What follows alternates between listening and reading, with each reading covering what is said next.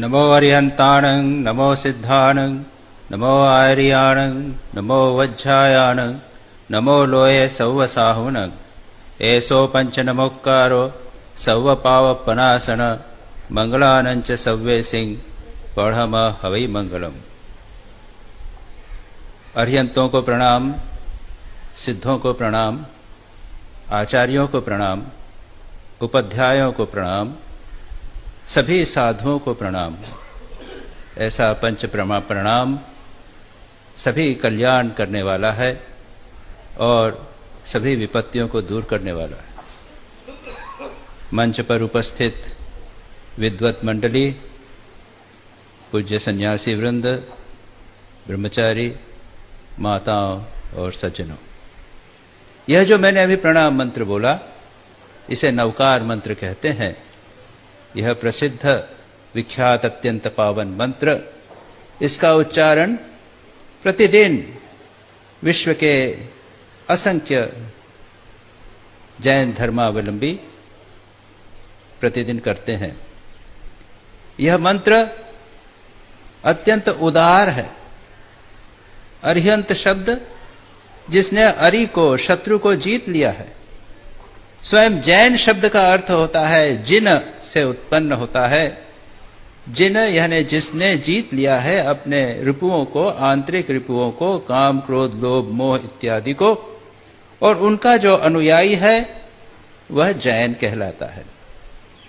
और इस दृष्टि से देखा जाए तो भगवान श्री रामकृष्ण के अनुयायी, बुद्ध के अनुयायी, ईसा मसीह के अनुयायी और इन महापुरुषों ने, इन अवतारी पुरुषों ने अपने काम क्रोध लोभादि को जीत लिया था, वे जिन थे, तो उनके सब अनुयायी भी जैन हैं। जैन धर्म एक अत्यंत उदार धर्म है। जैसा मैंने कहा, यह धर्म भगवान महावीर, ये शब्द महावीर भगवान शब्द का उपयोग भले किया जाए, लेकिन जैन धर्म ईश्वर में विश्वास नहीं करता।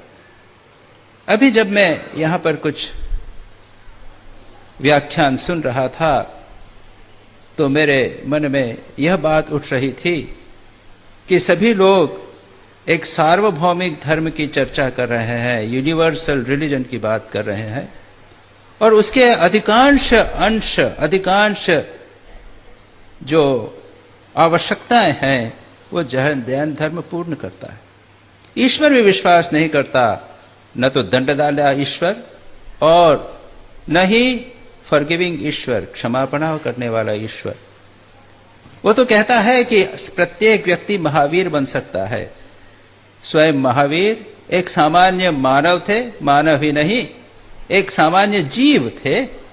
जैन धर्म समस्त जगत को दो में विभक्त करता है, जीव और अजीव, living matter and dead material और नॉन लिविंग मैटर।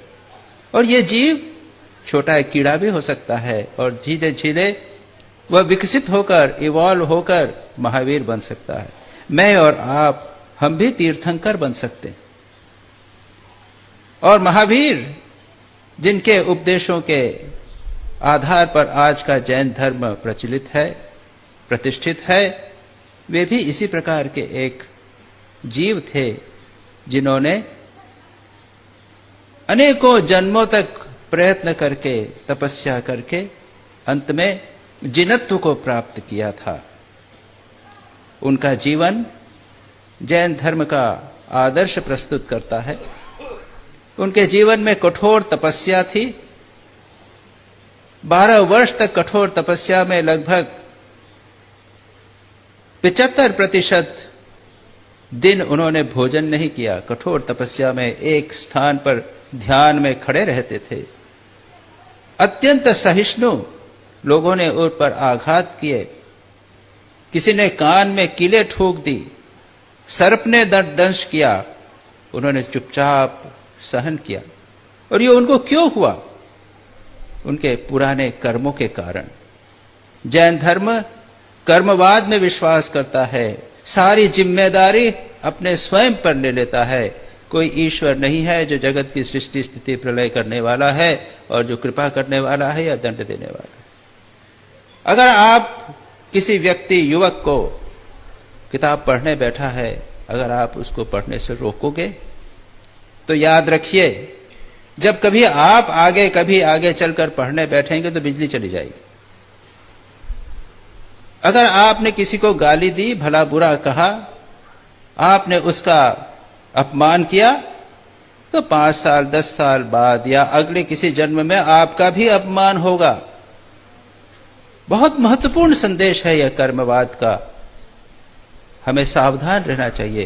पाप और पुण्य की बात नहीं आ रही, या क्षमा की बात दूसरे प्रकार से है। मैं जो अभी अंत में आपको क्षमापना की बात कहूंगा, ईसा मसीह के 500-600 वर्ष पूर्व ये क्षमापना को और अहिंसा को जैन धर्म में सामाजिक धर्म का रूप दिया गया था। व्यक्तिगत रूप से हिंसा का त्याग करना, अहिंसा का पालन करना, क्षमा करना, वह तो हो सकता है, लेकिन उसे एक सामाजिक स्तर पर प्रयोगात्मक रूप से करने का एक बहुत बड़ा प्रयोग ईसा के 600 वर्ष पूर्व हुआ था। तो मैं भगवान महावीर की बात कह रहा था। कठोर तपस्या की उन्होंने, अत्यंत सहिष्णु थे, और उसके बाद में उन्होंने इस धर्म का प्रतिपादन किया। अरिहंत वह है जो अपने आत्मस्वरूप का पूर्ण साक्षात्कार करते हैं, सर्वज्ञ होते हैं, और उसके बाद धर्म प्रचार करते हैं। दूसरे श्रेणी के जो जीव होते हैं उन्हें सिद्ध कहा जाता है, और जैन धर्म के अनुसार तो जो सिद्ध है वह अरिहंत से भी ऊपर रहता है, क्योंकि वह पूर्ण रूप से मुक्त आत्मा होती है। और 3 जो मानव श्रेणी के जीव हैं वे हैं आचार्य, दूसरे शास्त्र की व्याख्या करने वाले उपाध्याय, और तीसरे सभी साधु, सव्वे साहुनम। तो कोई भी व्यक्ति गृहस्थ हो या सन्यासी हो, अगर उसमें साधु वृत्ति है तो जैन धर्म के अनुसार वह पूज्य है। भगवान महावीर ने कहा कि यह जीव, इसमें शुद्धता है, चैतन्य है, नित्य शुद्ध बुद्ध है, लेकिन वह कर्म के कारण कर्म आकर इन पर चिपक जाता है और उसमें बंधन में पड़ जाता है। और इसके 4 कारण हैं। 5 कारणों के कारण यह जीव बंधन में पड़ता है। पहला है मिथ्यात्व, रॉन्ग कंसेप्शंस, गलत धारणाएं जीवन के संबंध में, आत्मा के संबंध में, जगत के संबंध में और जीवन के लक्ष्य के संबंध में मिथ्या धारणा के कारण व्यक्ति बंधन में पड़ता है। दूसरा है अविरति, वह भोग से विरत नहीं होता और हिंसा से विरत नहीं होता। तीसरा है कषाय, और कषाय में 4 बातें आती हैं: क्रोध, लोभ, मान और माया। क्रोध लोभ हम समझते हैं, मान का अर्थ है अहंकार और माया का अर्थ है छल, जिसे श्री राम कृष्ण कहते थे, मन मुख एक नहीं करना। चौथी बात जो बंधन का कारण है वह है प्रमाद, केयरलेसनेस। जीवन है इस प्रकार से व्यतीत कर रहे हैं कि हम दूसरों को कष्ट पहुंचा रहे हैं। और 5वां योग, और यह योग शब्द जैन धर्म में एक पारिभाषिक शब्द है जिसका अर्थ होता है हमारे शरीर की, मन की और इंद्रियों की क्रियाएं। इसे आप अन्य जो योग चित्तवृत्ति निरोध के रूप में आप नहीं लेंगे।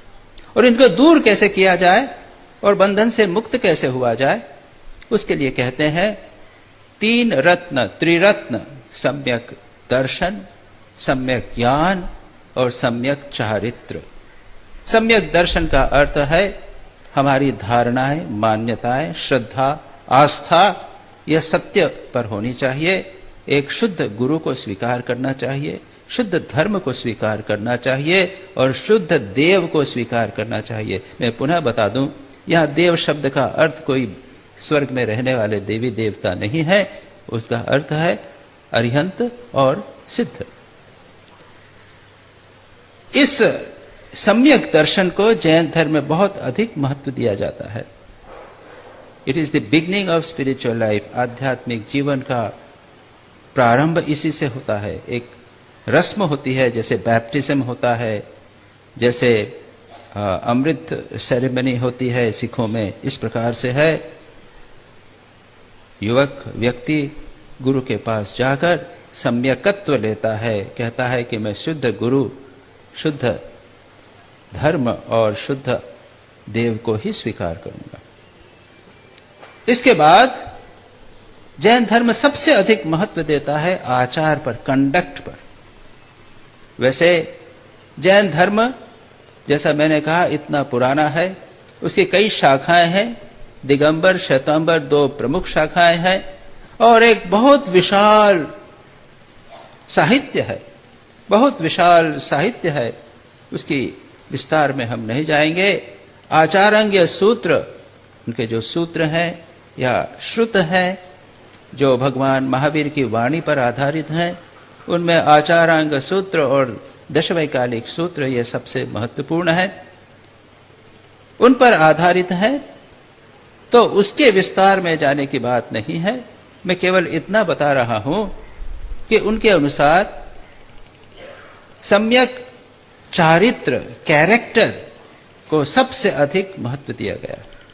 एक बहुत महत्वपूर्ण बात यहां पर जैन धर्म की हम पाते हैं, और उसमें भी पंच महाव्रत या अनुव्रत, अहिंसा, सत्य, अस्तेय, ब्रह्मचर्य और अपरिग्रह, ये हम जानते हैं। पातंजल योग सूत्र में इन्हें यम कहा गया है।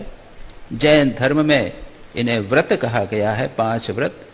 जो सन्यासी है वह मन वचन काया से इसे पूर्ण रूप से पालन करने का प्रयत्न करता है, और जो गृहस्थ है वह अपनी सीमाओं के अनुसार, अपनी परिस्थिति के अनुसार उसे आंशिक रूप में पालन करता है, और उन्हें कहते हैं अनुव्रत। और आप लोगों ने अनुव्रत आंदोलन का नाम तो सुना ही होगा। आज के युग में आचार्य तुलसी और उनके शिष्य आचार्य महाश्रवण, तेरापंथी समाज के, उन लोगों ने इसे एक बहुत पॉपुलर बनाने का प्रयत्न किया। और मुझे यह जानकर आश्चर्य हुआ कि कई हिंदू जो जैन नहीं हैं, वे भी अनुव्रत का अपने जीवन में उतारने का प्रयत्न करते हैं। और उसमें करने में कोई बुराई क्या है? अहिंसा का पालन कीजिए। जैन धर्म में अहिंसा को सबसे अधिक महत्व दिया गया है। पातंजल योग सूत्र में भी कहा गया है, अहिंसा सबसे महत्वपूर्ण यम है, और बाकी जितने हैं, सत्य अहिंसा, सत्य ब्रह्मचर्य, अपरिग्रह और अस्तेय इत्यादि, उस अहिंसा की पूर्ति के लिए है। भगवान महावीर कहते हैं, जिसे तू दुख देना चाहता है वह तू ही है, जिसे तू लज्जित करना चाहता है वह तू ही है। कष्ट क्यों नहीं दें? क्योंकि जिसे हम कष्ट देंगे वस्तुतः वह मेरी ही आत्मा का एक अंग है। वैसे जैन धर्म ड्युअलिस्टिक है, आत्माओं को भिन्न मानता है, लेकिन भगवान महावीर इस बात को कहना चाहते हैं कि अगर आप उसको कष्ट देंगे तो वो कष्ट आपके ऊपर आना ही वाला है, कर्मवाद के अनुसार ही। और जैन धर्म ने इस अहिंसा के अभ्यास को कैसे इसे जीवन में उतारना, उसको विस्तार से कोडिफाई किया है, उसके अत्यंत विस्तार से गए हैं। और उसके लिए उन्होंने जीवों के 5 विभाग किए हैं। इंद्रियों के आधार पर, एक इंद्रिय वाले जिनको केवल स्पर्श है कि इंद्रिय है, दूसरी 2 इंद्रियों वाले, तीसरी 3 इंद्रियों वाले, और अंत में 5 इंद्रियों वाले जो जीव है, सबसे विकसित जीव हैं।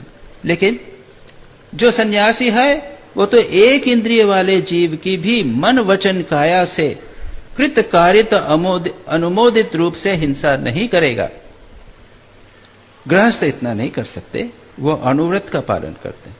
उसी प्रकार से सभी धर्म, सभी सत्य के भी विस्तार से विभाजन है। सत्य, अहिंसा, ब्रह्मचर्य इत्यादि सभी का विस्तार से वहां पर वर्णन किया गया है।